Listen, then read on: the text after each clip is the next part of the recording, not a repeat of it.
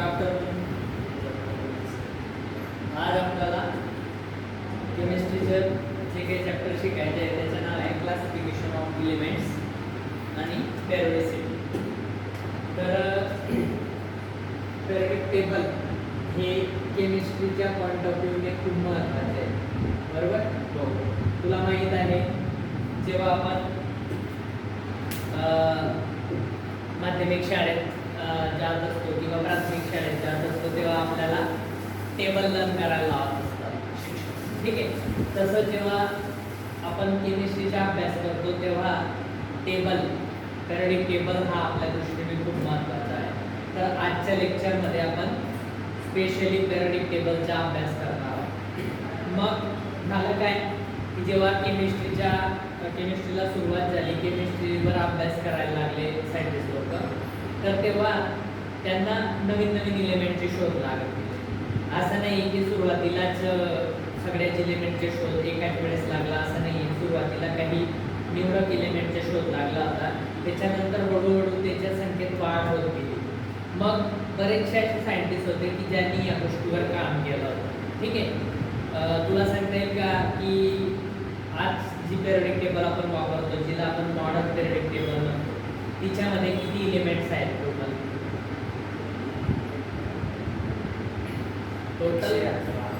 हां, 118 इलेमेंट्स आहेत, ठीक आहे. पण जेव्हा इलेमेंटचे शोध लागत गेला तेव्हा खूप कमी इलेमेंट्सचे शोध लागलेला होता सुरुवातीला. मग डोबेरायनर नावाचा एक सायंटिस्ट होता, तू कदाचित नाव ऐकलं असेल त्याचे, डोबेरायनर.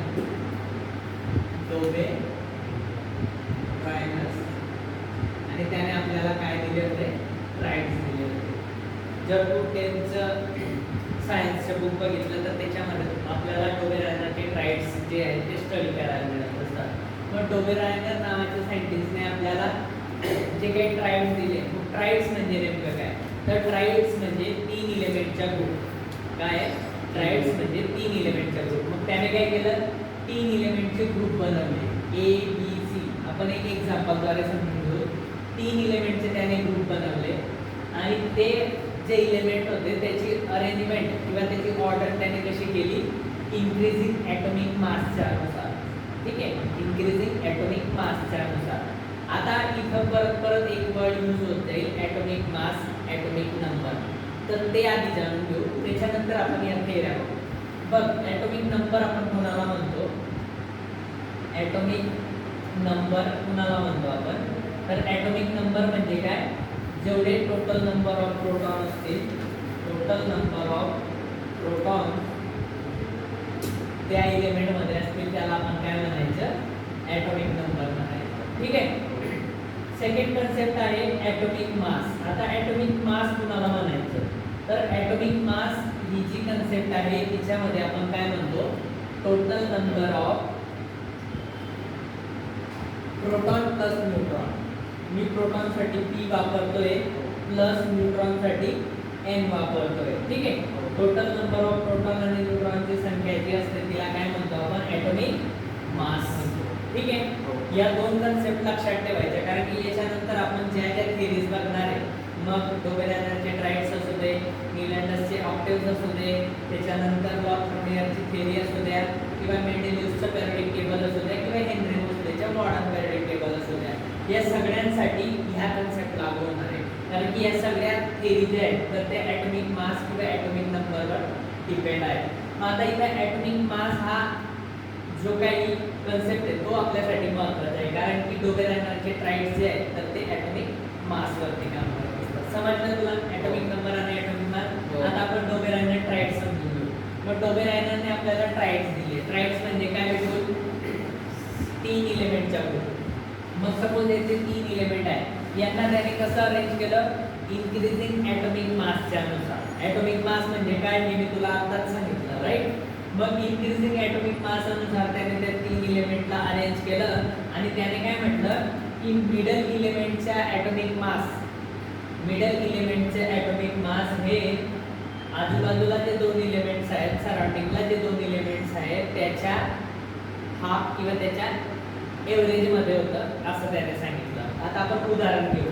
आता डायरेक्टली एक्झाम्पल म्हणून आपण काही इलेमेंट्स घेऊ.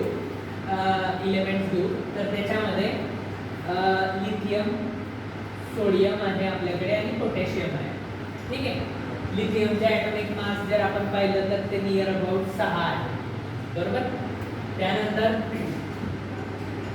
सोडियमचे ॲटॉमिक मास आहे 11 राईट. आणि पोटॅशियम जो आहे त्याचा ॲटॉमिक मास आहे 19. ठीक आहे. 19. तर आता आपल्याला जी काही गोष्ट डोबेर नायट्राइड्सने सांगितली होती तर ती आपल्याला बघायची. मग आता मिडल इलेमेंटचे जर आपल्याला एव्हरेज काढायचे असेल तर आपण काय करू, ही जी काही संख्या आहे तर त्याच्या एव्हरेज काढण्यासाठी आपण काय करू, मग 19 + 6 टोटल किती होत आहेत 25 राईट. आणि सोडियम जो आहे तर मग आता याचे जर आपण हाफ घेतला तर आपल्याकडे जे काय आन्सर येत आहे तर ते काय 12.4 येत आहे राईट. मग हे 12.4 आणि मिडल इलेमेंटचे ॲटॉमिक मास हे एकमेकांच्या नियर अबाउट येत आहे. बरोबर. म्हणजे याच्यावर आपल्याला एक गोष्ट काय लक्षात येते की जी डोबेरायनरने सांगितली होती की he made group of 3 elements, त्याने 3 इलेमेंटचा ग्रुप बनवला आणि ते कसे अरेंज केले इंक्रीजिंग ॲटॉमिक मासच्या नुसार. आणि त्याने काय सांगितलं atomic weight of middle element was equal to the average of surrounding elements. त्या दोघांची जी काही ॲटॉमिक मासची बेरीज आहे तिच्या एव्हरेज काढल्यावर आपल्याला मिडल इलेमेंटचं ॲटॉमिक मास मिळतं. मग डोबेरायनरने ही थेअरी सांगितली परंतु त्याची थेअरी व्हॅनिश झाली, लोकांनी यूज करणं बंद केलं. त्याच्यासाठी कारण असं होतं की डोबेरायनरने जेव्हा शोध लावला त्याच्या ट्राइड्सच्या तर त्याच्यानंतर जे काही इलेमेंट इन्व्हेंट झाले तर ते डोबेरायनरची ट्राइड्स प्रॉपर्टी फॉलो करत नव्हते आणि म्हणून डोबेरायनरच्या ट्राइड्सला आपण कॅन्सल केलं. मग नंतर आला न्यूलँड्स. हा पहिला होता सायंटिस्ट. त्याच्यानंतर आला न्यूलँड्स. न्यूलँड्सने आपल्याला काय दिलंय ऑक्टेव्ह दिले. ऑक्टेव्हला मराठीत आपण अष्टके म्हणतो, ट्राइड्सला मराठीत आपण त्रिके म्हणतो. ठीक आहे. मराठीचे विज्ञानाचे पुस्तक बघितलं तर त्याच्यामध्ये यांचे नाव अशा पद्धतीने दिलेले असतात. मग आता न्यूलँडस ऑक्टेव्ह म्हणजे काय, ऑक्टेव्ह म्हणजे 8 राईट. मग आता 8 काय आहे म्हणजे तर न्यूलँडसने पण सेम काय केलं, जसं याने 3 इलेमेंटचे ग्रुप बनवले होते, न्यूलँडसने 8 इलेमेंटचा जो आहे तर तो ग्रुप बनवला आणि त्याच्यात त्यांना कसं अरेंज केलं इन्क्रीजिंग ॲटॉमिक मासच्या नुसार.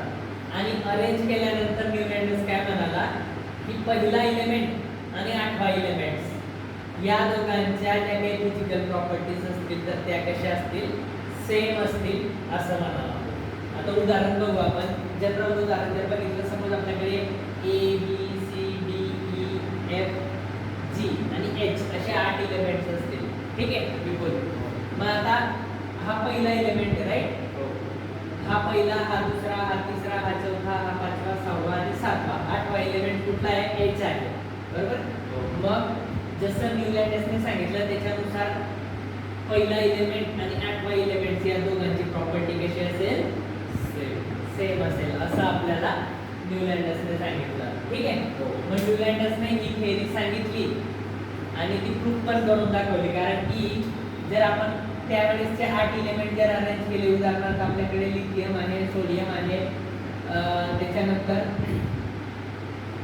लिथियम आहे, बेरिलियम आहे, त्याच्यानंतर कार्बन आहे, नायट्रोजन आहे, ऑक्सिजन, फ्लोरीन हे इलेमेंट्स आहे आपल्याकडे. ठीक आहे. इथे बोरॉन राहिला, boron, carbon, nitrogen, oxygen, fluorine. आता होईल काय माहिती का बिलकुल, फ्लोरीन नंतर पुढचा जो इलेमेंट्स आहे सोडियम तर तो इथे येईल. म्हणजे हा पहिला इलेमेंट आहे आणि हा 8वा इलेमेंट आहे. बरोबर. म्हणजे पहिल्या आणि 8व्याची प्रॉपर्टी सेम आहे म्हणूनच ते एकाच ग्रुपमध्ये येत आहे असं आपल्याला दिसून आलं. पण मग ही थेअरी जेव्हा न्यूलँडसने सांगितली त्याच्यात सुद्धा आपल्याला लिमिटेशन बघायला मिळाले. काय लिमिटेशन होते न्यूलँडसच्या ऑक्टेव्हमध्ये, तर पहिली गोष्ट अशी होती की न्यूलँडसने जेव्हा ऑक्टेव्ह दिले तेव्हा फक्त 54 इलेमेंटचा शोध लागलेला होता आणि त्याच्यानंतर जे पुढे इलेमेंट्स इन्व्हेंट झाले ज्यांचा शोध लागला ते न्यूलँडसची जी प्रॉपर्टी आहे ती फॉलो करत नव्हते ऑक्टेव्हची प्रॉपर्टी. ठीक आहे. दुसरं लिमिटेशन असं होतं की न्यूलँडसने 2 वेगवेगळ्या इलेमेंट्सला एकाच ब्लॉकमध्ये टाकून दिलं होतं, जे पॉसिबल नाही आहे, कारण की ते दोघे इलेमेंट वेगवेगळे आहेत, त्यांच्या प्रॉपर्टीज वेगवेगळ्या आहेत, तरी सुद्धा त्याने त्या दोन इलेमेंट्सला एकाच याच्यामध्ये टाकून दिलं होतं. हा दुसरा लिमिटेशन झाला कोणाचा, न्यूलँडरच्या ऑक्टेव्हचा. तिसरा लिमिटेशन असा होता की दोन वेगवेगळ्या प्रॉपर्टी असणारे इलेमेंटला त्याने एकाच ग्रुपमध्ये टाकून दिलं होतं. उदाहरण सांगतो मी तुला, Fe आणि ऑक्सिजन. Feला आपण मेटल म्हणतो, राईट, आणि ऑक्सिजनला आपण काय म्हणतो, नॉन मेटल म्हणतो. मग एक मेटल आहे आणि एक नॉन मेटल आहे, तरी सुद्धा त्याने काय केलं, दोघांना एकाच ग्रुपमध्ये टाकून दिलं होतं, जे शक्यच नाहीये, कारण दोघं वेगवेगळ्या प्रॉपर्टी असणारे इलेमेंट एकाच ग्रुपमध्ये कसं काय टाकायचं. ह्या एका लिमिटेशन्समुळे सुद्धा न्यूलँडरचे ऑक्टेव्ह वापरणं लोकांनी बंद केलं. आणि मग लॉथरमेयर आला. लॉथरमेयरने काय केलं, सगळ्या कंपाऊंडचे जे काही इलेमेंट शोध लागलेले तर त्यांचे त्याने फिजिकल प्रॉपर्टी स्टडी केल्या आणि त्याच्यामध्ये त्याला कुठेतरी एक सिरीज बघायला मिळाली, की एक सिमिलॅरिटी बघायला मिळाली, आणि मग त्याची थेरीमध्ये पण बरेचसे लिमिटेशन्स होते, त्याच्यामुळे ती थेरी वापरणं बंद झालं. मग आला दिमित्री मेंडेलिव्ह. दिमित्री मेंडेलिव्ह याने सर्वात आधी पेरियोडिक टेबल बनवण्यासाठी खूप मोठं कॉन्ट्रीब्युशन केलं, कारण की त्यावेळेस 63 इलेमेंटचे शोध लागलेला होता जेव्हा मेंडेलिव्हने पेरियोडिक टेबल बनवली. पण तेव्हा इश्यू असा होता की 63 इलेमेंट्स खूप कमी इलेमेंटचे शोध लागलेला होता, कारण की आज 118 इलेमेंट्स आहेत, म्हणजे तेव्हा नियर अबाउट 50 to 55% जे आहेत तर ते इलेमेंटच्या शोध लागलेला होता. ठीक आहे, तर मग आता मेंडेलिव्हची पेरियोडिक टेबल आपण बघू. ठीक आहे, हे समजलं. हो. तर मेंडेलिव्ह जो होता त्याने जी पेरियोडिक टेबल दिली तर ती सुद्धा ॲटॉमिक मासवर काम करत होती. ॲटॉमिक मास काय असतो बिलकुल, काय असतं atomic mass? Total number of proton plus neutron याचं कॉम्बिनेशन असतं, त्याला आपण ॲटॉमिक मास म्हणतो. मग मेंडेलिव्हची पेरियोडिक टेबल सुद्धा ॲटॉमिक मासवरच काम करत होती. मग आता मेंडेलिव्हच्या पेरियोडिक टेबल मधून आपल्याला एक लॉ शिकायला मिळतो, ज्याला आपण मेंडेलिव्ह पेरियोडिक लॉ म्हणतो. ठीक आहे, मग त्याने काय म्हटलं, the physical and chemical properties are the periodic function of their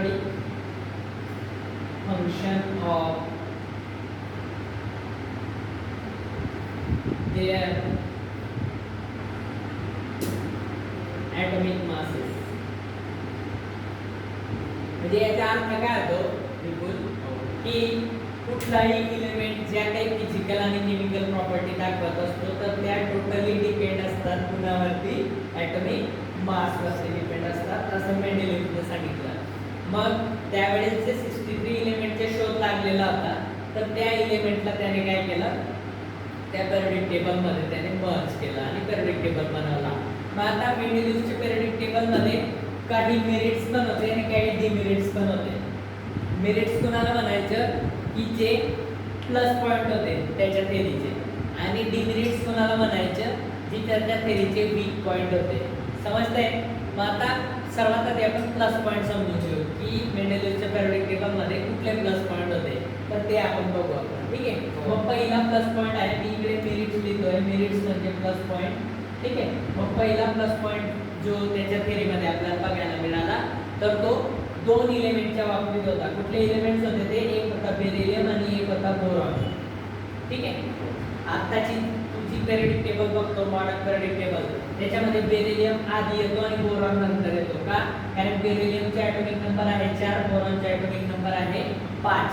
पण मेंडेलिव्हची पेरियोडिक टेबल ही ॲटॉमिक मासवरती काम करत होती, आणि मेंडेलिव्हने जेव्हा त्याची पेरियोडिक टेबल बनवली त्याच्या आधी जे सायंटिस्ट होते त्यांनी काय सांगून ठेवलं होतं की ॲटॉमिक मास जो काय बोरॉनचा आहे तर तो बेरिलियमपेक्षा कमी आहे. मग आता ज्याचा ॲटॉमिक मास जास्त असेल तर तो नंतर येईल, ज्याचा ॲटॉमिक मास कमी तो पुढे येईल. म्हणजे आधीच्या पेरियोडिक टेबलमध्ये बोरॉन आधी असायचे आणि बेरिलियम नंतर असायचा, कारण की ॲटॉमिक मास याचे कमी असायचे, याचे जास्त असायचे.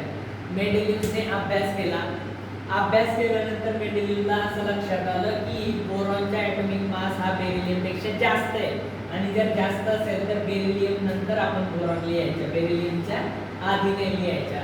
हे महत्त्वाचे करेक्शन कोणी केलं? मेंडेलिव्हने केलं. हा त्याच्या थेअरीचा पहिला प्लस पॉईंट होता. कुठल्या दोन एलिमेंटच्या बाबतीत होता? बेरिलियम आणि बोरॉनच्या बाबतीत. समजलं? आता आपण दुसरं मेरिट्स बघू. दुसरा प्लस पॉईंट जो होता, जो आपल्या मेंडेलिव्हच्या पिरियोडिक टेबलमध्ये बघायला गेला, तर मेंडेलिव्ह हा भविष्यवाणी करत होता. म्हणजे त्याला इन फ्युचर काय घडणार आहे केमिस्ट्रीमध्ये ते कळत होतं. मग त्यावेळेस 3 एलिमेंट असे होते की ज्यांचे शोध लागलेला नव्हता, परंतु त्याने असं सांगून ठेवलं होतं की ते 3 एलिमेंट्स भविष्यात इन्व्हेंट होतील आणि ते अशा अशा प्रॉपर्टी दाखवतील, आणि त्याला त्याने एक टेंटेटिव्ह नाव पण देऊन ठेवलं होतं. मग ते नाव कुठले होते? एक होता इका बोरॉन, एक होता इका सिलिकॉन, आणि एक होता इका जर्मेनियम. हे 3 नावं देऊन ठेवले. आणि झालं काय? भविष्यात खरंच तसे 3 एलिमेंट्स काही वर्षांनी इन्व्हेंट झाले, आणि मग त्याला त्याने नाव दिले. एकाचं नाव होतं स्कॅन्डियम, दुसऱ्याचं नाव होतं गॅलियम, आणि तिसऱ्याचं नाव होतं इका बोरॉन, इका ॲल्युमिनियम आणि इका सिलिकॉन होतं. सॉरी, इका ॲल्युमिनियम होतं एकाचं नाव, आणि एकाचं नाव होतं इका सिलिकॉन. मग हे 3 एलिमेंट्स इन्व्हेंट झाले, स्कॅन्डियम, गॅलियम आणि जर्मेनियम.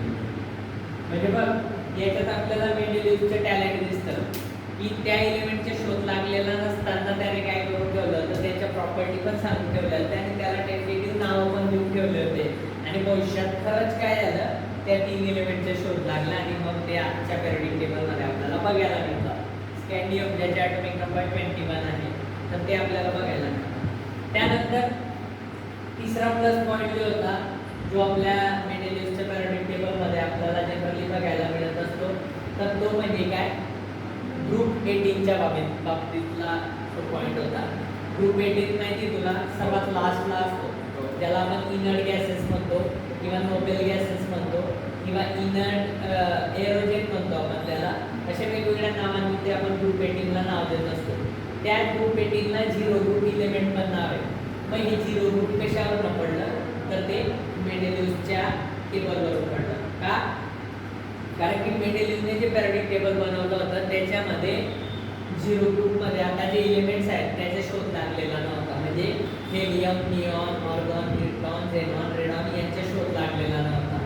मग पण त्याने सांगून ठेवलं होतं इन फ्युचर सेम प्रॉपर्टी असणारे काही एलिमेंट्स असतील जे एकाच ग्रुपमध्ये येतील, आणि त्यांना त्या 0 ग्रुपमध्ये टाकलं जाईल. आणि खरंच झालं, भविष्यात खरंच helium, neon, argon, neutron, xenon, radon या सगळ्यांचे शोध लागला.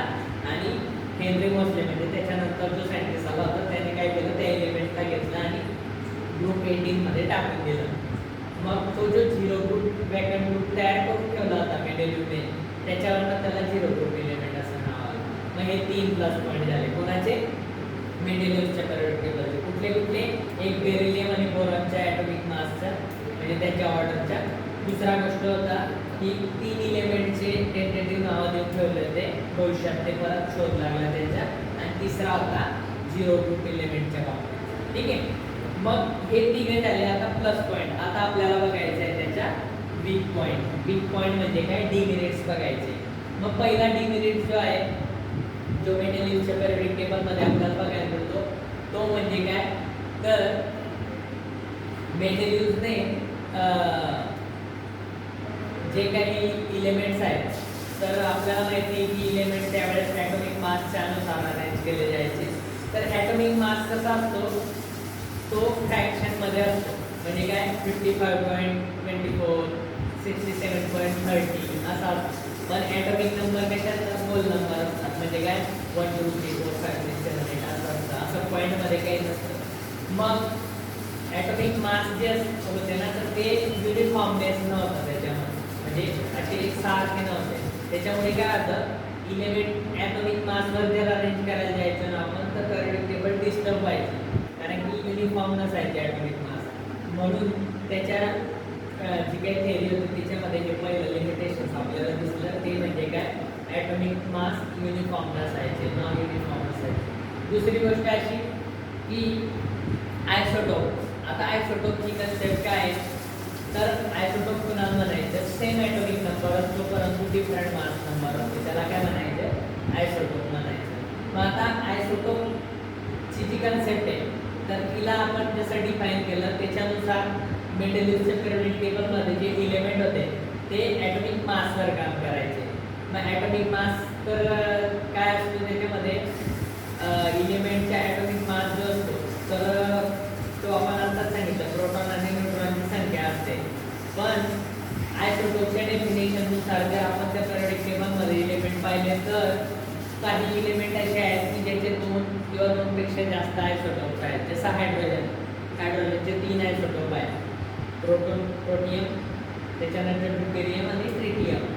मग आता प्रत्येकाचे जर असे आयसोटोप्स आहेत तर मग त्या प्रत्येक आयसोटोपला जर आपण पिरियडिक टेबलमध्ये प्लेस केलं तर पिरियडिक टेबल खूपच लॉंग होऊन जाईल, बरोबर ना.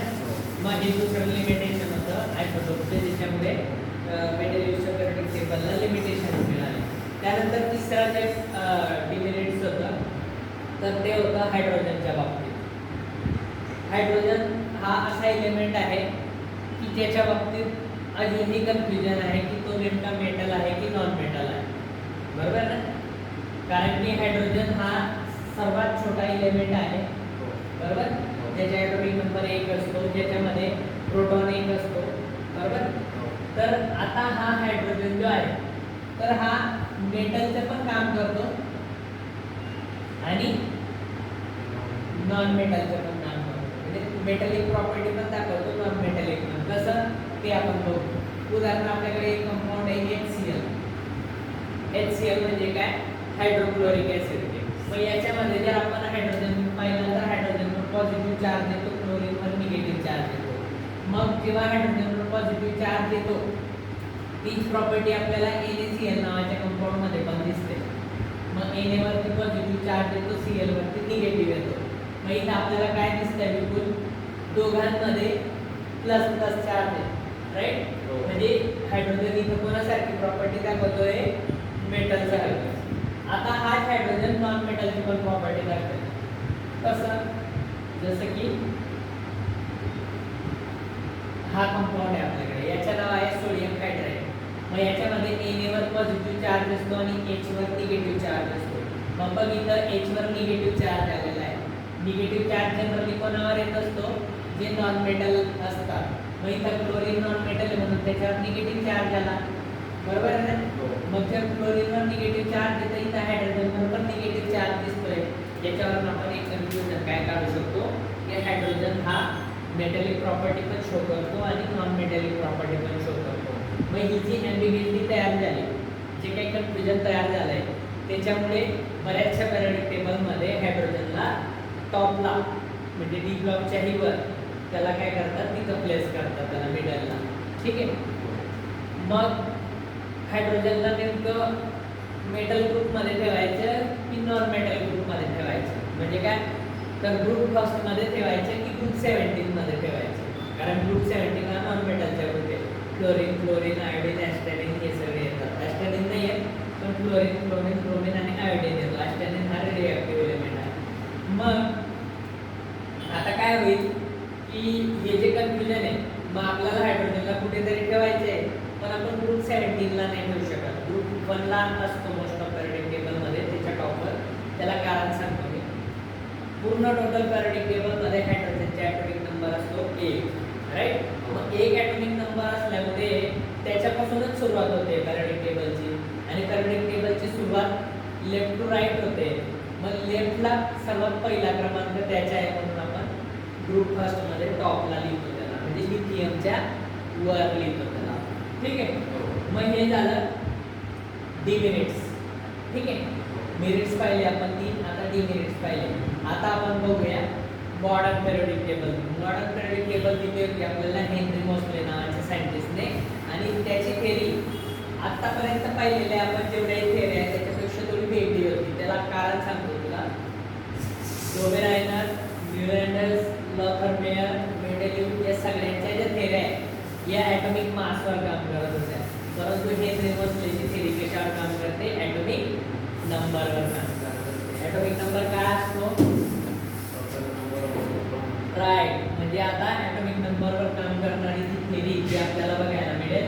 मग हेनरी मोसलेने त्याची पेरियोडिक टेबल तयार केली तेव्हा इलेमेंटच्या शोध लागलेला होता 118. राईट. मग 118 इलेमेंटला अरेंज करण्यासाठी त्याने पेरियोडिक टेबल बनवली, आणि पेरियोडिक टेबल बनवली तर त्या पेरियोडिक टेबल बनवताना त्याने एक आपल्याला लॉ समजावून दिला. तो लॉ जो होता तर त्याला आपण काय म्हणतो? मॉडर्न पेरियोडिक लॉ म्हणतो. काय म्हणतो आपण त्याला? मॉडर्न पेरियोडिक लॉ म्हणतो. ठीक आहे. मग आता आपण आधी तो लॉ समजून घेऊ. तसाच लॉ मेंडेलीवने पण दिला होता. मेंडेलीव काय म्हणाला होता? The physical and chemical property are the periodic function of their atomic masses असं म्हटलं होता. पण त्याच लॉ मध्ये थोडासा चेंज करायचा आहे. ॲटॉमिक मासच्या जागेवर ॲटॉमिक नंबर टाकायचे आहे. मग डेफिनेशन काय तयार होईल? The physical and chemical property are the periodic function of their atomic number. हे कोणी सांगितलं? हेनरी मोसलेने सांगितले. आणि हेनरी मोसलेने आपल्याला काय दिली? मॉडर्न पेरियोडिक टेबल दिली. मॉडर्न पेरियोडिक टेबल दिली. ठीक आहे. मग आता मॉडर्न पेरियोडिक टेबल मध्ये विशेषता काय होती तर ते आपण इन शॉर्ट बघू. टोटल एलिमेंट जे मॉडर्न पेरियोडिक टेबल मध्ये हल्ली आपण अभ्यास करतो तर ते किती आहे? टोटल 118 एलिमेंट्स आहेत. ठीक आहे. आणि हे 118 एलिमेंट्स 3 डिफरंट एलिमेंटच्या टाईपमध्ये क्लासिफाय झालेले आहे. कुठले कुठले? त्याच्यात काही मेटल्स आहेत, काही नॉन मेटल्स आहेत, आणि काही मेटलॉइड्स आहेत. ठीक आहे. मेटलॉइड्स आहेत. मग आता जे काही 118 एलिमेंट्स अशा 3 वेगवेगळ्या कॅटेगरीमध्ये क्लासिफाय झालेले आहेत, तर त्या पेरियोडिक टेबलमध्ये आपल्याला 2 कन्सेप्ट महत्त्वाच्या बघायला मिळतात. त्या म्हणजे काय? ग्रुप्स आणि पिरियड्स. सांगता येईल का बिलकुल ग्रुप्स किती असतात मॉडर्न पेरियोडिक टेबलमध्ये? टोटल ग्रुप्स किती आहेत? नाही, ते ब्लॉक झाले. ब्लॉक 4 आहेत. ग्रुप किती असतात? 18. आणि पिरियड्स किती असतात? 7. आणि ब्लॉक्स जे असतात तर ब्लॉक्स असतात 4. मग आता ग्रुप जे आहे, ग्रुप कोणाला म्हणायचं? तर जे आपण टॉप टू बॉटम बघतो, टॉप टू बॉटम जे असतात तर ते ग्रुप्स असतात. ठीक आहे. आणि पिरियड्स कोणाला म्हणायचं? जे लेफ्ट टू राईट असतात त्यांना म्हणायचं पिरियड. आणि ब्लॉक 4 असतात. कोणते कोणते? एस, पी, डी आणि एफ. ठीक आहे. मग आता S block element, P block element, D block element आणि एफ ब्लॉक एलिमेंट असे 4 जे ब्लॉक्स आहेत, तर त्या 4ही ब्लॉक मिळून आपला मॉडर्न पेरियोडिक टेबल बनतो, ज्याच्यामध्ये 118 एलिमेंट्स असतात, ज्याच्यामध्ये 18 ग्रुप्स आहेत, 7 पिरियड्स आहेत. ठीक आहे. तर ती जी टोटल पेरियोडिक टेबल आहे तर तिचे जर आपण एक बेसिक स्ट्रक्चर पाहिलं की पेरियोडिक टेबल कशी दिसते, तर आपण ते 9वी स्टँडर्ड पासून बघत आलेलो आहे. प्रत्येक विज्ञानाच्या पुस्तकामध्ये आपल्याला ती मॉडर्न पेरियोडिक टेबल जी आहे तर ती बघायला मिळत असते. बघितली का तू? हां. तर ती मॉडर्न पेरियोडिक टेबलचं एक बेसिक स्ट्रक्चर जर आपण पाहिलं तर आपल्याला एक गोष्ट काय लक्षात येते, तर त्या याचं जे स्ट्रक्चर आहे बेसिक त्याच्यामध्ये आपण काय बघतो की इकडे लेफ्ट हँड साईडला एस ब्लॉक असतो, बरोबर. त्यानंतर मिडल साईडला डी ब्लॉक असतो, बरोबर.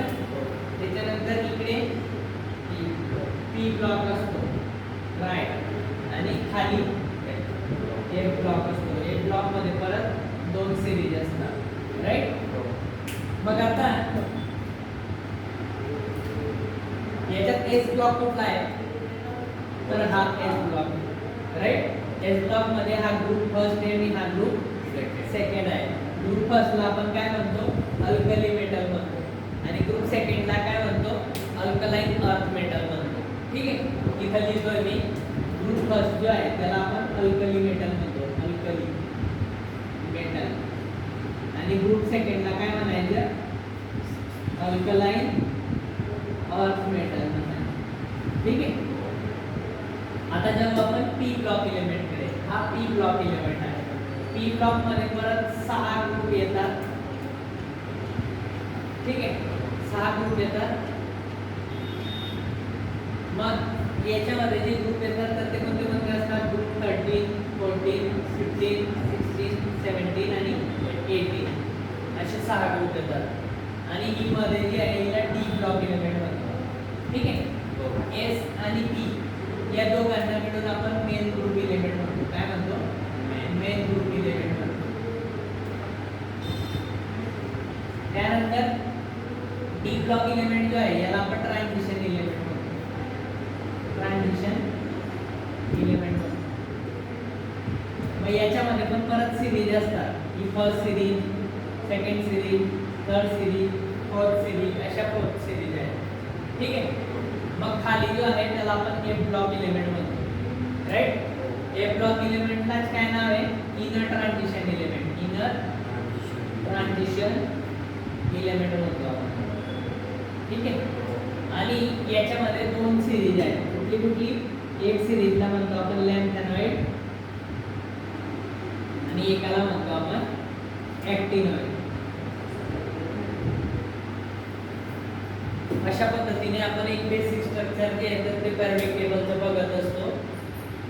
तर आता बिलकुल एक प्रश्न आहे माझा तुला, की एखाद्या एलिमेंटला आपण एस ब्लॉक एलिमेंट आहे असं का म्हणतो.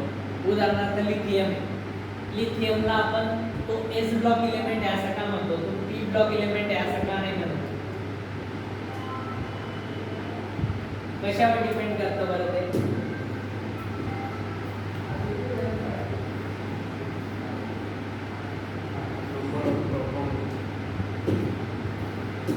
नंबर ऑफ प्रोटॉन म्हणण्यापेक्षा ज्या एलिमेंटचा लास्ट इलेक्ट्रॉन असतो तो ज्या व्हॅलेन्स शेल मध्ये असतो त्या व्हॅलेन्स शेलवरनं त्याचं नाव पडतं. म्हणजे एस पी डी एफ अशा शेल्स असतात. त्याच्यामध्ये पी ऑर्बिटल मध्ये जर त्याचं लास्ट इलेक्ट्रॉन येत असेल तर त्याला पी ब्लॉक म्हणायचं. बरोबर, उदाहरण सांगतो मी तुला. आपण उदाहरण घेऊ सोडियमचं. सोडियम हा एस ब्लॉक एलिमेंट आहे असं आपण म्हणतो, जो अल्कली मेटल्स मध्ये येतो. तर सोडियमचा ॲटॉमिक नंबर काय आहे, 11. इलेक्ट्रॉनिक कॉन्फिगरेशन जर आपण पाहिलं 1s2 2s2 2p6 3s1. Atomic number जेवढा असतो तेवढे इलेक्ट्रॉन असतात, ही गोष्ट माहिती नाही. ॲटॉमिक नंबर 11 आहे म्हणजे याच्यात इलेक्ट्रॉन बघ 2 आणि 2 4 आणि 6 10 आणि 1 11. मग लास्ट इलेक्ट्रॉन कुठल्या ऑर्बिटल मध्ये येतोय, एस ऑर्बिटल मध्ये. म्हणून मग तो कुठल्या ब्लॉकचा एलिमेंट झाला, एस ब्लॉकचा झाला. आता आपण पी ब्लॉकचे उदाहरण बघू. सपोज आपल्याकडे फ्लोरीन आहे, फ्लोरीनचे ॲटॉमिक नंबर आहे 9. त्याचे जर इलेक्ट्रॉनिक कॉन्फिगरेशन बघितलं तर 1s2 2s2 2p5. मग लास्ट जे इलेक्ट्रॉन्स आहेत तर ते कुठल्या ऑर्बिटल मध्ये येत आहे, पी मध्ये येत आहे. म्हणजे फ्लोरीन कुठल्या ब्लॉकचा एलिमेंट झाला, पी ब्लॉक. राईट, अशा पद्धतीने आपण जनरली त्या ब्लॉकचा तो एलिमेंट्स आहे असं कन्सिडर करत असतो. ठीक आहे. आता याच्याच वर अजून एक प्रश्न तयार होतो की एस ब्लॉक एलिमेंटला एस हाच का सिम्बॉल वापरला असेल, पी ब्लॉक एलिमेंटला पी हाच सिम्बॉल का वापरला असेल, डी ला डीच का वापरला आहे, एफ ला एफ का वापरलेला आहे ते पण समजून घेऊ आपण. एस पी डी आणि एफ. ठीक आहे. मग काय झालं माहिती आहे का, पिरियडिक टेबलमध्ये जेवढे काही इलेमेंट्स आहेत तर त्या इलेमेंट्सने काय केलं, त्या इलेमेंट्सवर रिसर्च केला गेला. रिसर्च केल्यानंतर त्या एलिमेंटचा जेव्हा अभ्यास केला तेव्हा ज्या काही स्पेक्ट्रोस्कोपिक टेक्निक आहे म्हणजे त्याच्यामध्ये UV विजिबल असेल, IR असेल, NMR असेल, मास असेल, ESR असेल, ज्या काही वेगवेगळ्या टेक्निक्स होत्या त्याच्यावर तेव्हा इलिमेंटचा शोध केला गेला. तर काही इलिमेंट जे आहेत तर प्रत्येक इलिमेंटमध्ये आपल्याला काही काही वेगवेगळे पिक्स मिळत होते. आता रिझल्ट जेव्हा आपल्याला एखाद्या एलिमेंटचा मिळतो तर तो पीकच्या फॉर्ममध्ये मिळतो. मग पीकचं नेचर कसं होतं, पीक माहिती का तुला, जसं बघ आपण बघत असतो अशा पद्धतीचे पीक्स असतात. तो एखादा पेशंट खूप जास्त सिरियस असेल आणि तेव्हा आपल्याला असे पीक्स, तर त्याच्या लाईन्स असतात जेव्हा आपण पीक म्हणतो, तर आपल्याला प्रत्येक ब्लॉकचे एलिमेंट जे आहेत आता हल्ली प्रत्येकाचे पीक वेगवेगळे मिळत होते. त्या पीकच्या नेचरवरनं त्याचं नाव पडलं. उदाहरणार्थ एस ब्लॉकचे एलिमेंट जे होता त्याचा स्टडी केल्यानंतर आपल्याला जो पीक मिळाला होता तर तो कसा होता, शार्प पीक होता. कसा होता, शार्प. मग शार्प मधून त्या ब्लॉकचं नाव काय ठेवलं त्यांनी, एस ब्लॉक एलिमेंट. ठीक आहे. मग पी ब्लॉकचे जे एलिमेंट होते त्यांचे जेव्हा स्टडी केला गेला तेव्हा जे पीक मिळाले तर ते जे होते तर ते त्यांच्या पीकचा जो नेचर होता तर तो प्रिन्सिपल साईज होता. म्हणजे प्रिन्सिपल साईज म्हणजे काय, बेसिक, ज्याला आपण मूलभूत म्हणतो. जो नॅचरल जो काही पीक आहे तो मिळत होता म्हणून त्याला आपण प्रिन्सिपल म्हणतो. त्यानंतर डी पासून डिफ्यूज आणि एफ पासून फंडामेंटल पीक मिळत होतं. फंडामेंटल या गोष्टींवरनं त्यांना हे SPDF हे नाव पडलं. ठीक आहे. सर डिफ्यूज म्हणजे काय माहिती आहे का, सपोज हा एक पीक आहे आपल्याकडे, राईट. तर दुसरा पीक इथे येईल, म्हणजे हे दोघं पीक एकमेकांपेक्षा वेगळे. पण डिफ्यूज पीक कोणाला म्हणायचे आपण, की सपोज हा पीक आहे आणि याच्यावर दुसरा पीक जनरेट होऊन गेला आहे. या पीकने या पीकवर काय केलं, डिफ्युजन करून टाकलं, डिफ्यूज करून टाकलं. असा पीक ज्यांच्यामध्ये मिळतो त्यांना डी ब्लॉक एलिमेंट म्हणतात. ठीक आहे. आणि एफ मध्ये पण फंडामेंटल पीक मिळतो. फंडामेंटल पीक म्हणजे काय, की जनरली तो पण एक बेसिक पीक असतो ज्याच्यामध्ये आपल्याला तो एलिमेंट जशी प्रॉपर्टी दाखवतो ना त्याच पद्धतीचे आपल्याला पीक मिळेल. आता तुम्ही त्यामध्ये असणारे मेटल जर लेस रिॲक्टिव्ह असतील तर पीक पण त्या सारखाच मिळेल देतो. ठीक आहे. अशा वेगवेगळ्या प्रकारचे पीक मिळत असतात आणि त्याच्यावरून आपण त्याचे SPDF असं नाव करत असतो. समजलं. मॉडर्न पिरियडिक टेबलमध्ये एवढ्या गोष्टी महत्त्वाच्या आहे. आता आपण पुढची कन्सेप्ट बघू. त्या कन्सेप्टमध्ये आपल्याला नॉमेनक्लेचर बघायचं आहे. इलेमेंटचे नॉमेनक्लेचर कसं ठेवायचं, कारण की ॲटॉमिक नंबर 100 नंतर पुढचे जे इलेमेंट्स इन्व्हेंट झाले तर त्यांचे नाव थोडेसे डिफिकल्ट आहे आपल्याला लर्न करण्यासाठी. मग त्याच्या जागेवर IUPAC माहिती आहे, IUPACचा लॉ form international union of pure and applied chemistry. ठीक आहे.